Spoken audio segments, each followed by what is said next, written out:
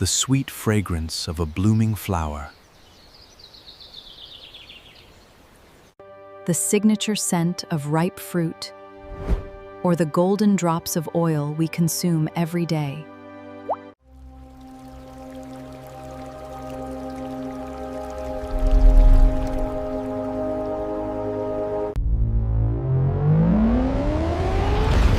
In a universe far beyond the reach of the naked eye. Welcome to the Microscopic World.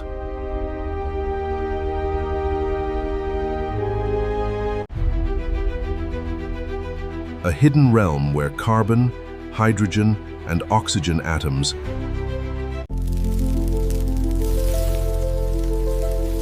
and perform nature's most flawless dance.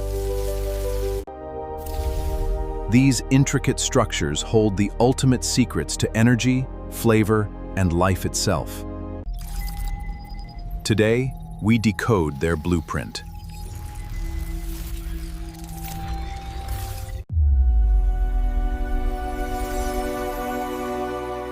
The journey begins now.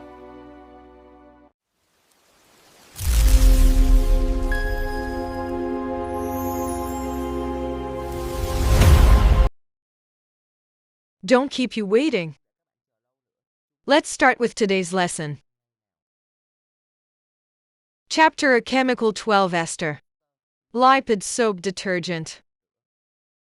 Our first post will be ester and lipid. Content. That's our number one lesson today. It will consist of two parts that we're going to learn about esters and lipids. These are not alien chemicals. It's very close in our lives every day. I can give you an example. The types of cosmetics that we use has a very specific aroma of that smell. It comes from chemicals that we call esters. It's like the smell of jasmine. It's from a chemical called benzyl acetate. Or vegetable oils. Cooking oil that we use in every meal every day. That liquid comes from chemicals that we call triglycerides. It's a branch of lipids. After the content in this lesson, you can gain more knowledge to better understand what's going on around in our lives. So we're going to start learning about the group of substances. The first is ester. This is what is related to ester. You and your friends find out. The first would be ester's concept and formula. Then to the name, how to call ester, and some corresponding isomers of ester. Third, we'll learn about physical properties, theory of ester, and then there's the chemistry of the ester. Then how to make ester. Through some reactions or use. It's usually an esterification reaction. Eventually there will be some applications of ester. Let's start with the concept of ester. To learn about the concept of ester, then first of all, you and me, let's answer a question. Let's start.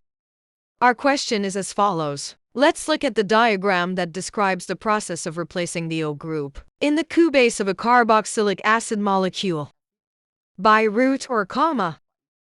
Let's talk about the concept of ester and build a total formula. Generality of a saturated, open circuit, monofunctional ester molecule or a single ester molecule. Looking at this, we're going to have a carboxylic acid molecule. If we replace the O group in the Q group of carboxylic acid molecules by a root or comma, you'll get an ester molecule. Then you can stop this video for about 5 minutes and answer the corresponding question above. Then we'll answer the question together. Just now, through the image described above, we can define the ester as follows. When we replace the O group in Q root of a carboxylic acid molecule by an R comma, then we're going to get a molecule called an ester, where the original R, it could be a hydrocarbon or an H atom. For R, it must be a hydrocarbon. Have you ever imagined this place? From there we get the total formula of an ester, saturated, open circuit, monofunctional, or as a monofunctional ester. We can describe it in the form record comma formula. Then, through the answer to this question. So we'll go through some examples, so you can apply it right away. Structure of the basic ester molecule. Some corresponding examples. We'll have two acid molecules, and that's formic acid. Corresponding to the formula is H2 and acetic acid molecules. The formula is CH3CU. In the HUCO molecule, when you replace the O group with original OC3, you will get it. The ester molecule is called methyl formate. Or for the CH3CU molecule, if you replace the O group by original OC2H5, you get an ester molecule called ethyl acetate. Both CH3 and C2H5 in these two ester molecules are formed, are all being bound to oxygen atoms. We'll see that the base CH3 and C2H5, it's connected to the oxygen atom. Then, we can say root CH3 or C2H5 is the tail in the ester molecule. From the questions and examples just described, so let's conclude what we've learned about the concept of ester. So the concept of ester can be summed up as follows. When we replace the O group in the carboxyl radical Cu of a carboxylic acid molecule by or comma, we'll get an ester molecule. And note here that's the root R will be a hydrocarbon or an H atom. R will be the hydrocarbon base or H atom, whereas R, would be a hydrocarbon base. And note, the base R, will not be allowed to be a hydrogen atom. Because if the comma is a hydrogen atom, so we've gone back to the carboxylic acid molecule.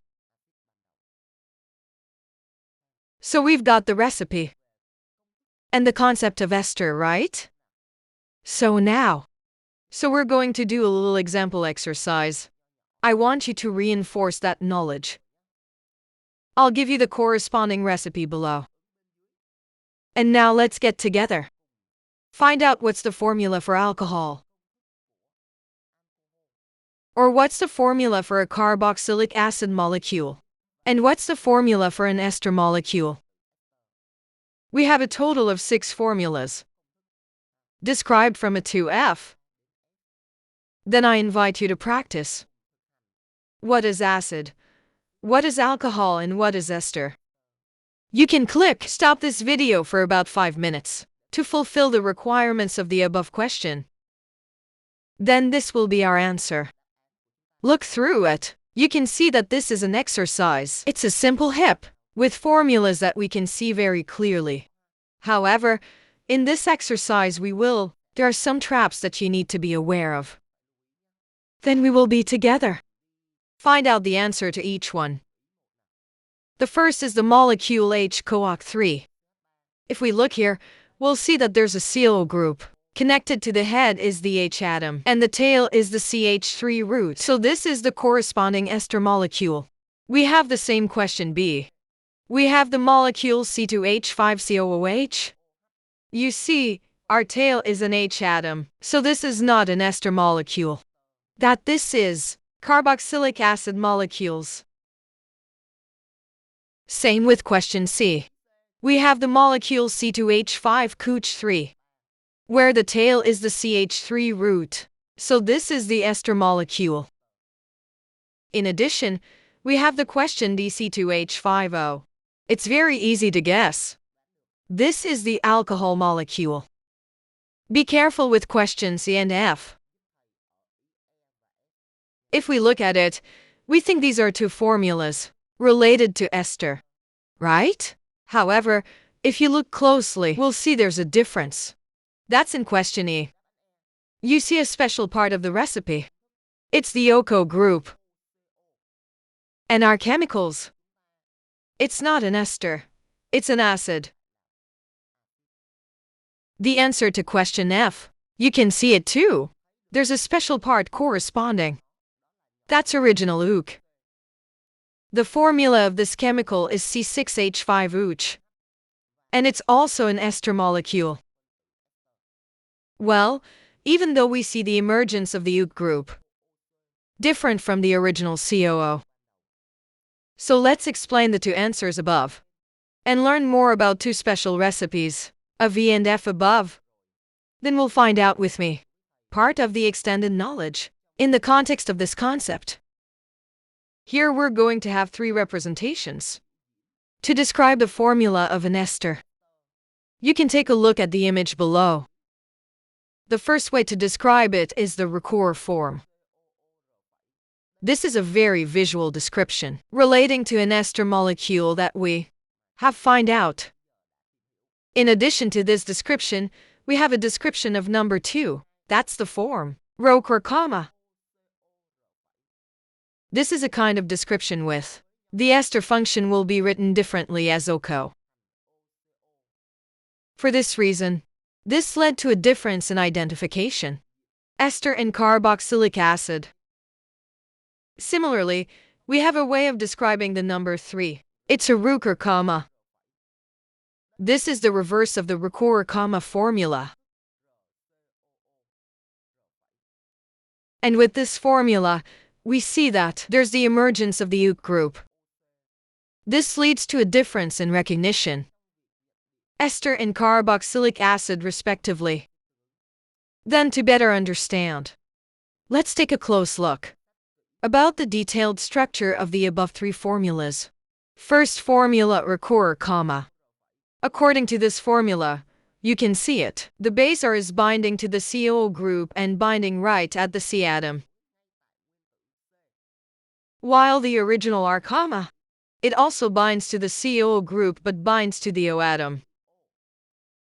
Then we'll have the convention that R will be the first part, and the R comma will be the tail. And in the ester molecule, the tail, it's not allowed to be a hydrogen atom.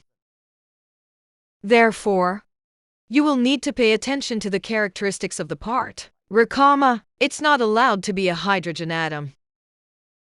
Similarly, we have two formulas for Ricoeur comma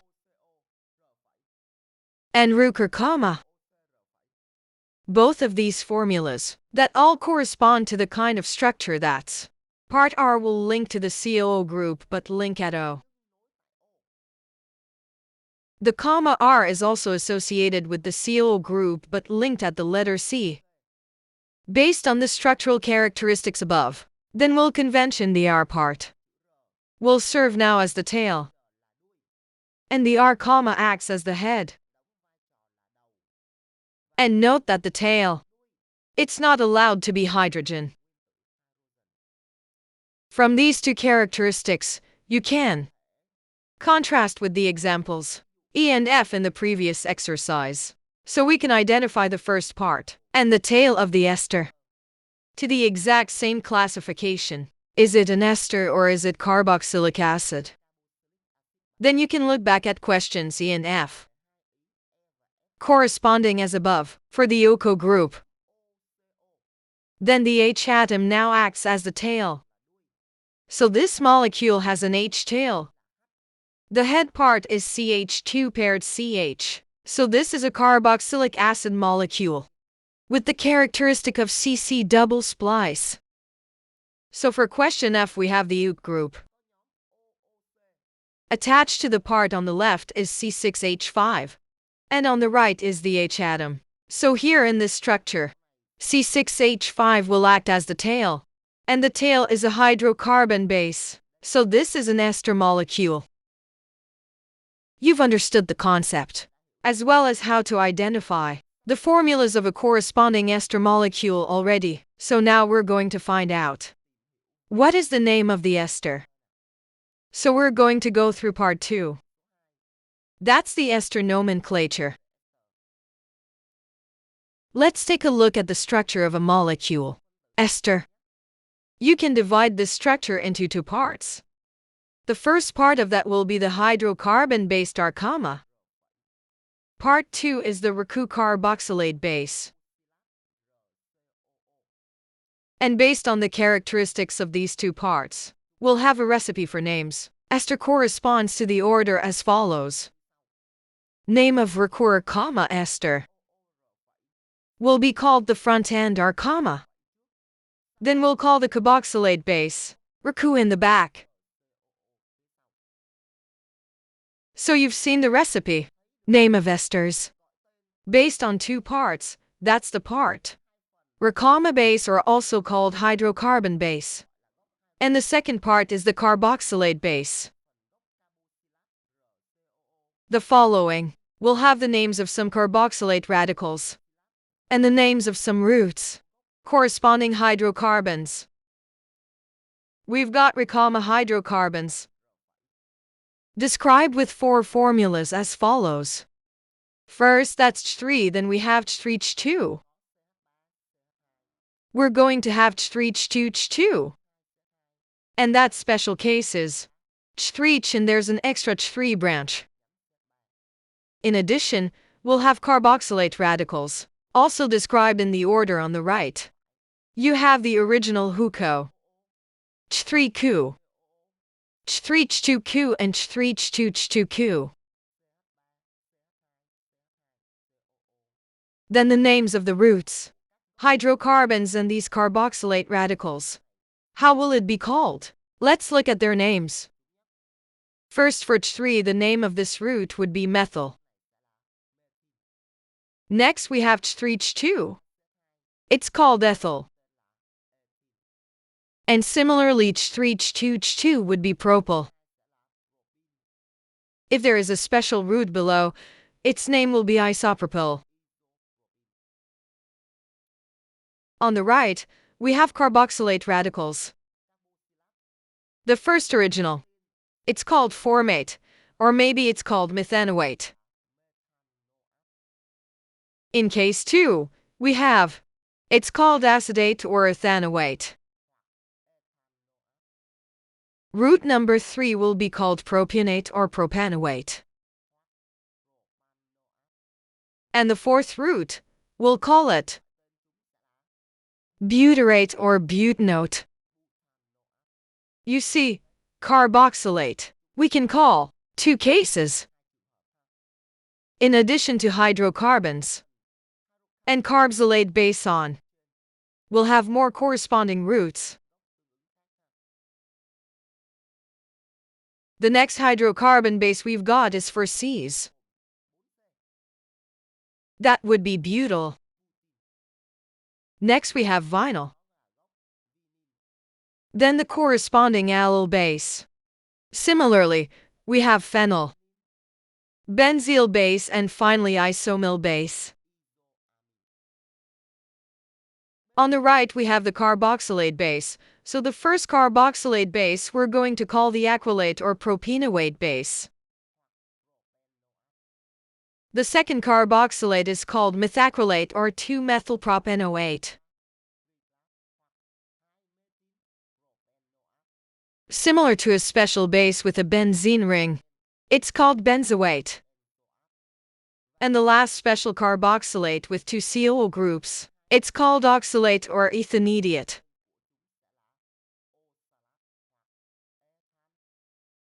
You've been introduced to the names of carboxylate radicals and commonly used hydrocarbons. Now let's practice together.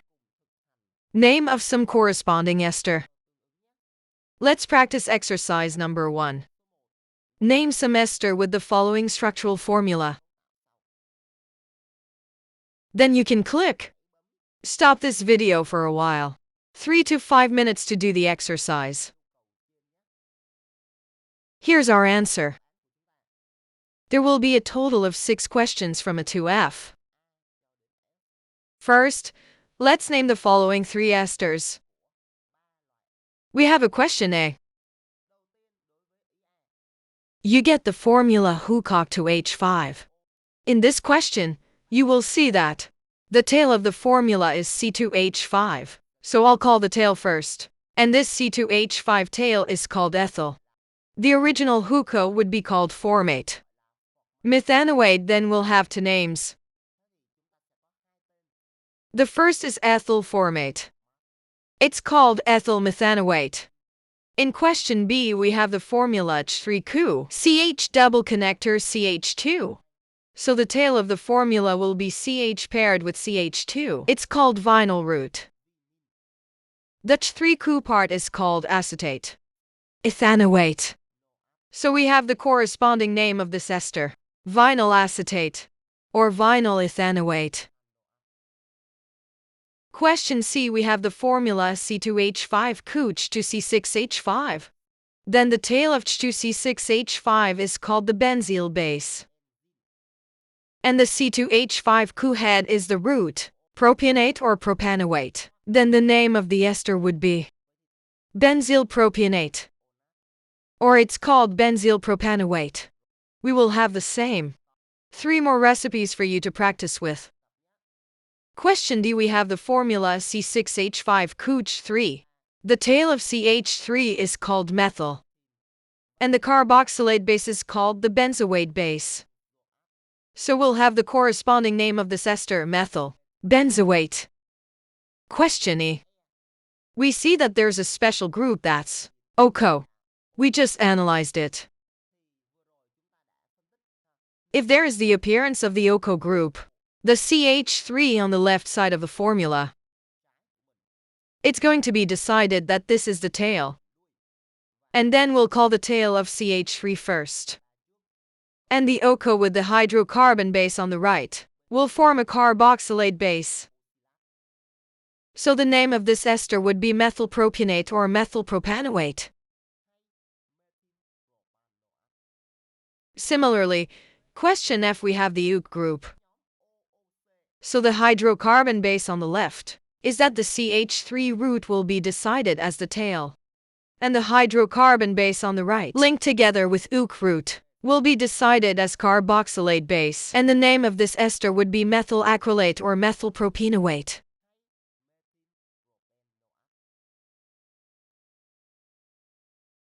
To further reinforce the knowledge part of this nomenclature content, I'll continue with exercise number 2. This is a fairly simple exercise. We're going to use the name of the ester. And let's rewrite the formula for the corresponding ester. It's pretty simple, isn't it? Then I invite you to practice. You can stop the video. This is about 5 minutes to fulfill the request of the question. And here's the answer to the question above. For question A, we call it methyl formate. So the formula for this is HCOOC3. Question B is called isopropyl acetate. The formula for this is Ch3Cu. CH3 all 2 times. We will have the same ethyl propionate with the structural formula Ch3Ch2Cu Ch2Ch3. And finally, that's methyl butyrate. We're going to have the formula Ch3Ch2Ch2Cu Ch3.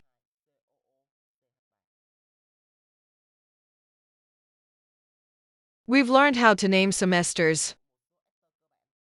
I invite you to find out with me now about a very interesting piece of content. Basic characteristics of ester. That is learn how to identify and write ester isomers. I invite you to study with me. Knowledge number 3. Learn about isomers of esters. Before learning about this content, then we will be together. The knowledge race system. By practicing this little exercise question, let's write the structural isomers and name the saturated monofunctional open circuit isomers corresponding to the molecular formula C4H8O2. I suggest you C4H8O2. Saturated monofunctional open circuit will correspond to 2 formulas. It's carboxylic acid and ester. Then, please try to practice first. Then I'll give you detailed instructions how to write isomerism. You can click stop this video for about 5 minutes to fulfill the requirements of the above question. The following will be your guide to be able to write in full and exactly the isomers correspond to the problem. Then you can refer to it Rules of experience to write the following isomer. To write isomers of saturated monofunctional open circuit compounds corresponding to the formula CnH2NO2. Then the first step. We need to visualize the structure of the molecule. Carboxylic acid and ester. There will be the following formula. Carboxylic acid is Ru, and the ester would be the recur, comma. Step number 2. So what we're going to do is write the Cu function with the previous COO. Then we'll go to the body. The number of carbon atoms left to allocate to the comma R and R angles in the formula of carbonic acid and ester. First with the formula of carboxylic acid Ru. The first thing, that's what you're going to do. Arrange the remaining carbon atoms into the R base so that we can create isomeric cases related to acid. As for the ester, then we're going to arrange the atoms. The remaining carbon, after subtracting one carbon atom from the CO group. Then the remaining carbon atoms we'll use to put it all in the comma root R, where the root R, there's only one hydrogen atom left. And then we're going to gradually reduce the number of C's at the root R, increments the number of C at the base R, until there's only one C atom left. Then we proceed to stop.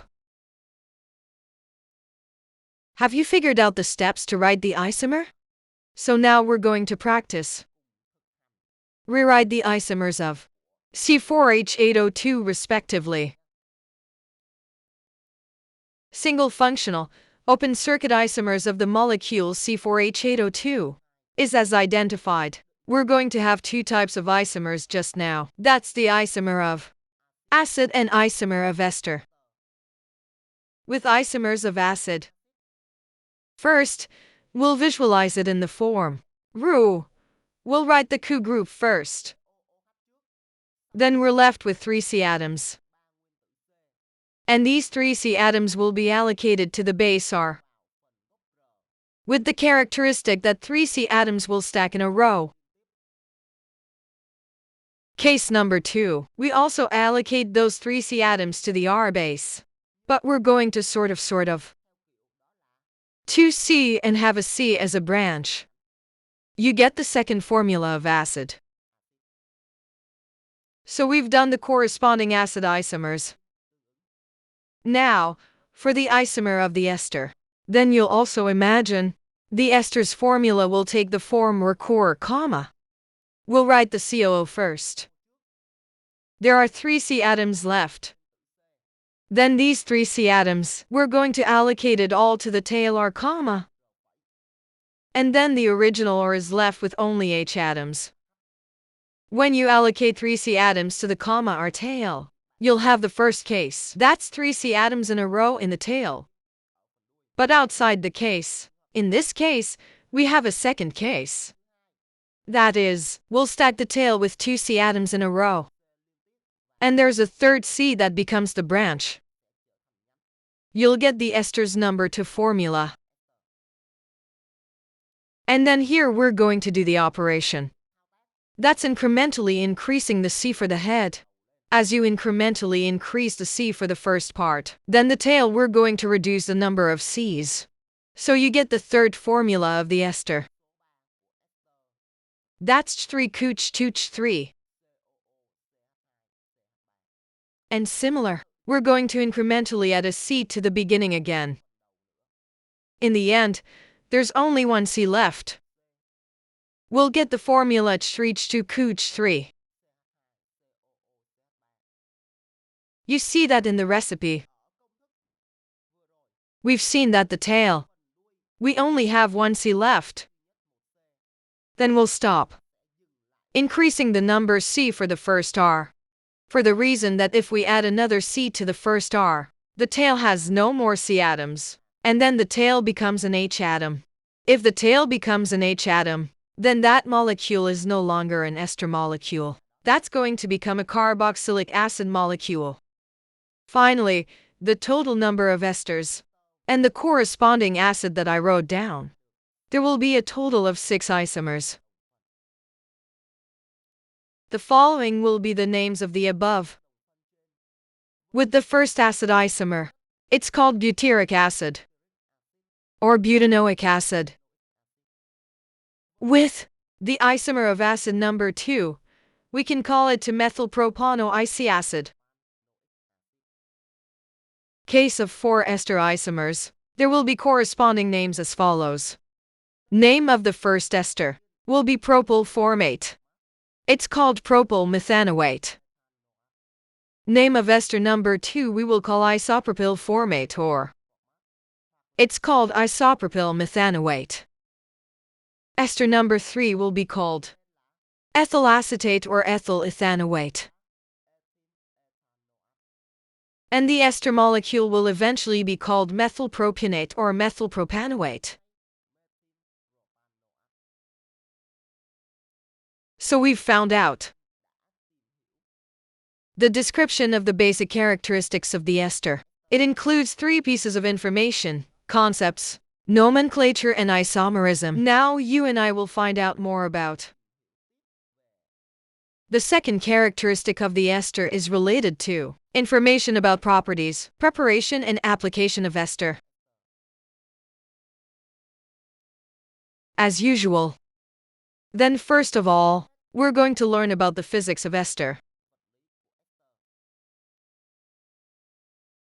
As usual, to find out in depth and clarity about the physical properties of the ester, then you're with me. Let's tackle the first evocative question. Take a look. Comparison of the following chemicals is alcohol. That's acid and ester. Then we can observe that all 3 molecules are described. They all have the same mass molecule of 60, but they have very different boiling temperatures. For alcohol is 97 degrees Celsius.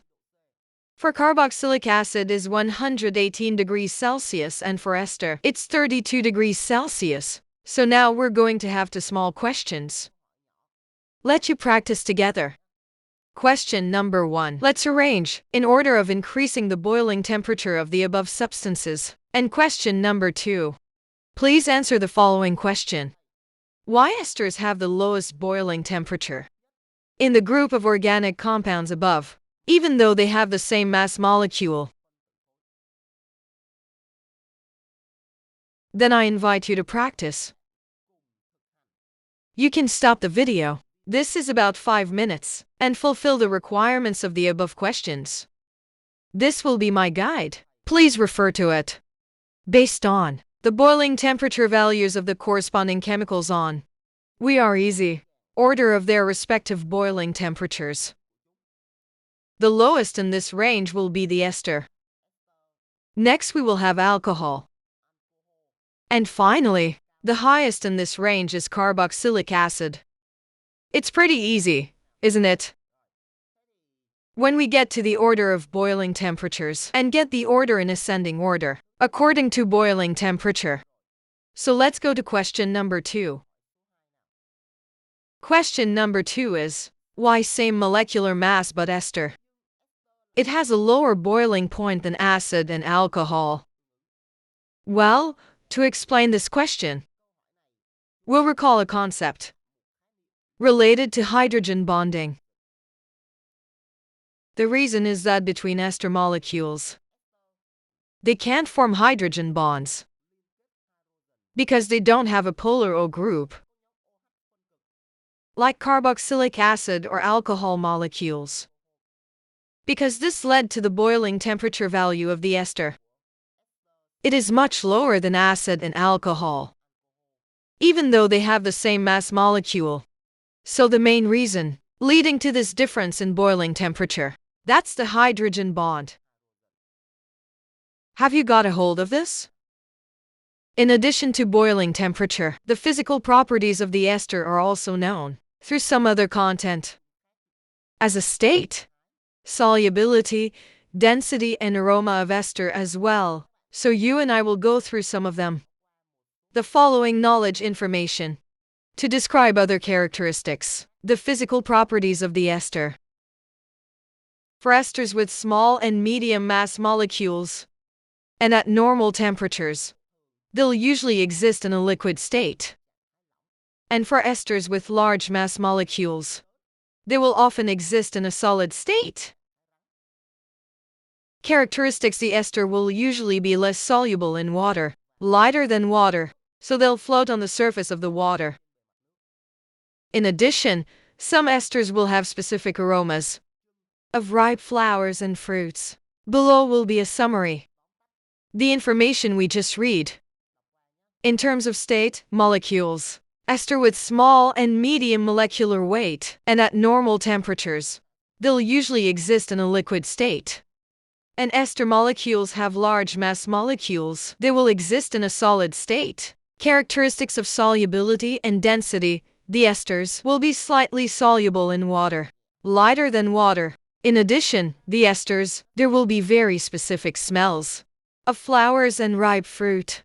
Below will be some pictures. Reference to the aroma of ester. There will be very specific smells that we can find in the life of we. It's the smell of ripe bananas. It's made up of an ester called isomal acetate, or we have the smell of ripe pineapple. It's derived from an ester called ethyl butyrate. Or we have the smell of jasmine. Very easy to find. There's an ester in jasmine that's benzyl acetate. And finally, the smell of roses. That's geranyl acetate.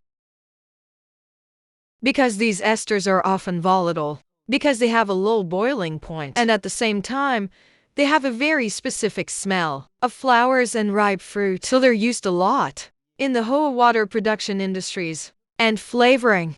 From the previous information, we can reprogram it. Important knowledge of the physical properties of esters. Presented in the conclusion below. The ester will usually be liquid or solid. At normal temperature, esters are usually lighter than water, slightly soluble in water. The ester cannot form hydrogen bonds together, so the boiling temperature of the ester will be much lower compared to acid and alcohol respectively. It has the same number of carbon atoms, or have the same mass molecule. And some esters has the characteristic fragrance of flowers and ripe fruit. So we're done. The acquisition of important knowledge, physical properties of ester. Now we will be together. Continue to study the characteristics, important chemistry of ester, through the ester's chemical properties, and the characteristic chemical properties of the ester. We're going to find out that's the reaction. Ester hydrolysis. Before entering, learn about ester hydrolysis reactions. Then you will be with me. Watch a video of a simulation. Chemical properties of the following ester. This is the simulation video. Ester hydrolysis experiments for your reference.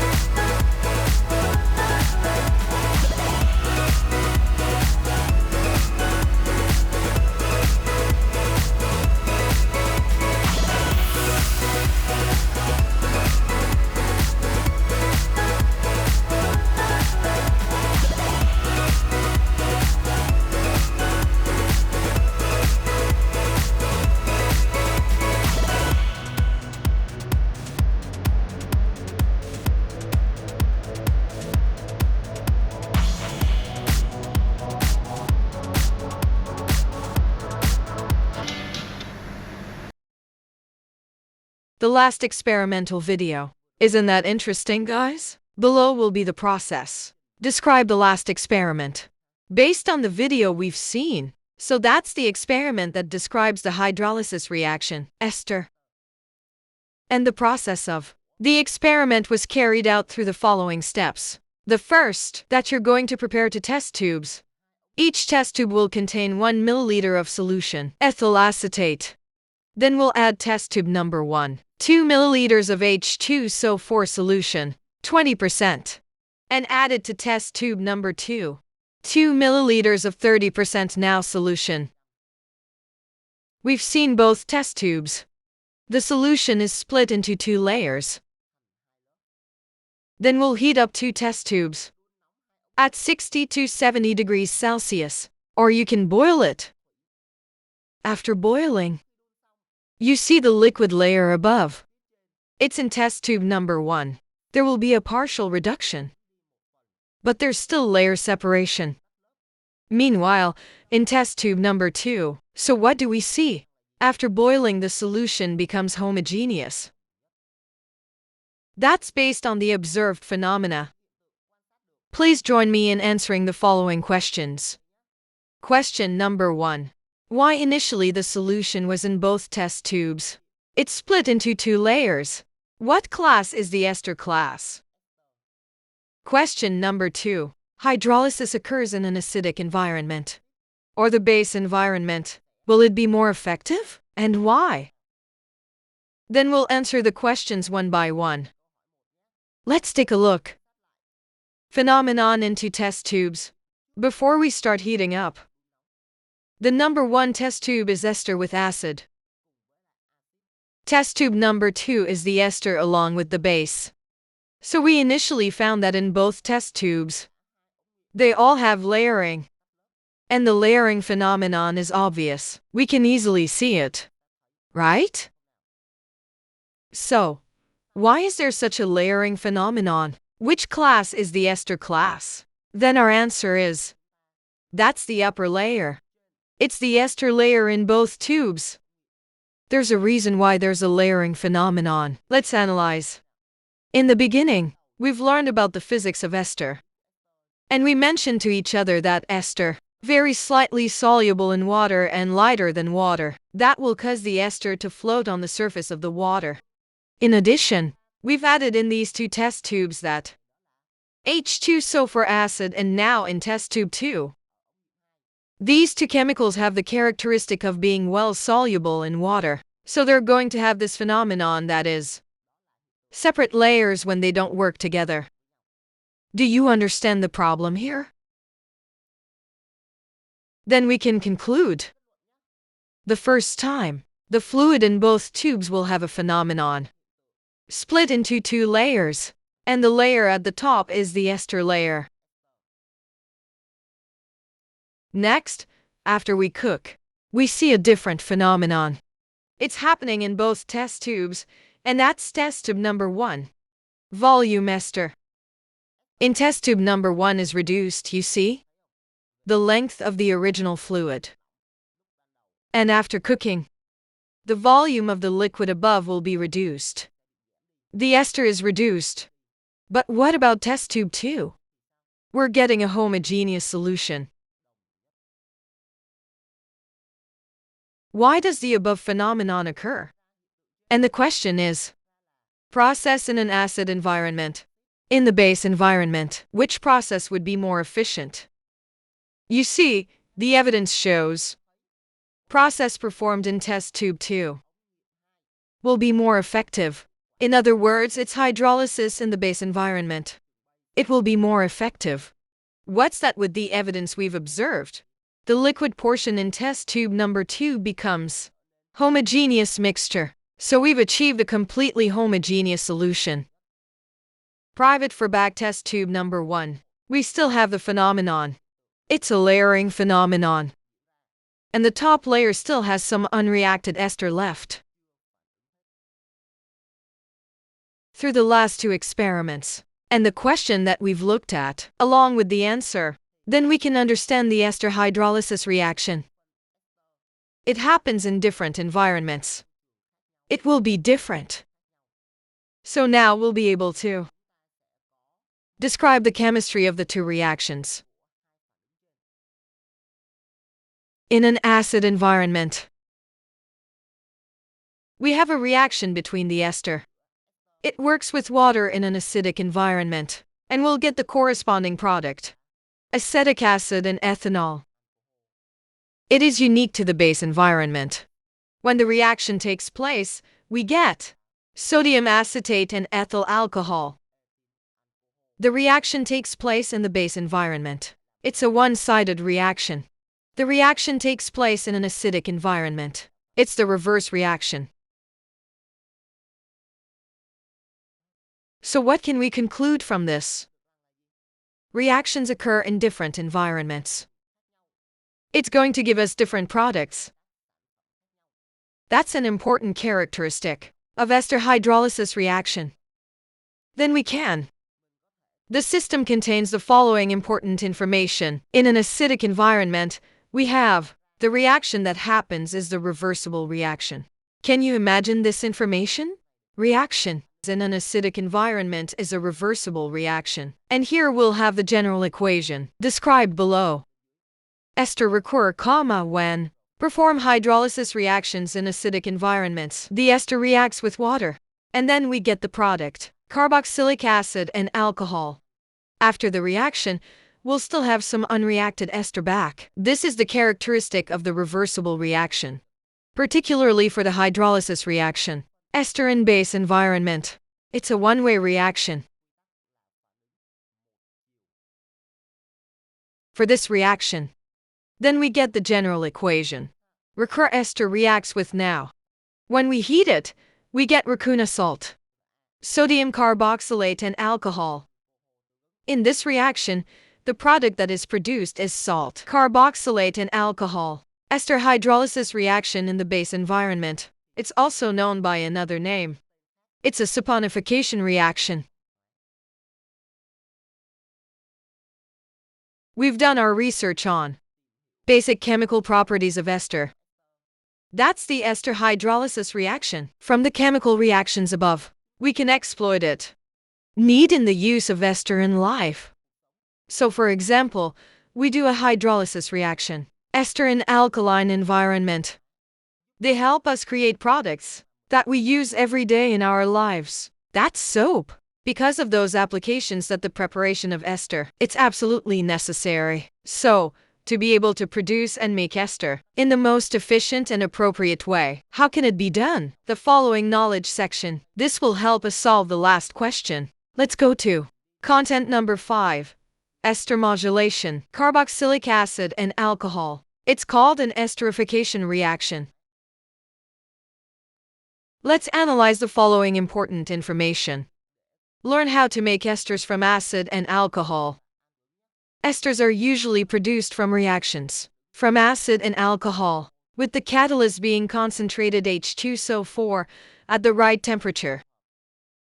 In this esterification reaction, the O group in the Q base from carboxylic acid molecules will be removed and replaced with the original or comma. At the same time, the O group when removed will combine together with the H atom in the alcohol molecule to make water molecules. You can observe the general equation below. We have the general acid molecule Ru. Reaction with alcohol Rho. In a concentrated H2SO4 acid environment, then the O group together with the H atoms will form a water molecule. Meanwhile, Arco and or comma will come together, making ester molecules. The condition of this reaction is that we're going to use H2SO4 concentrate to catalyze, and the reaction that's going on is a reversible reaction. The catalyst must be concentrated H2SO4 acid.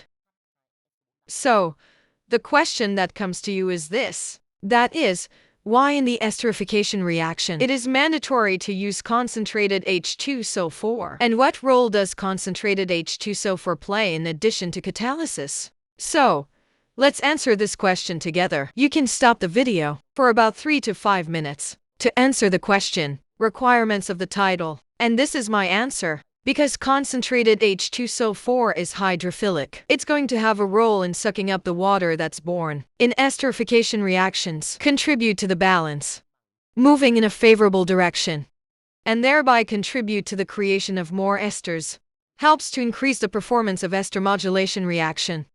We've done our research on how to prepare raw ester, and this will be the final content in our lesson section. The purpose of learning about ester, to figure out how to make ester, and ester application in life.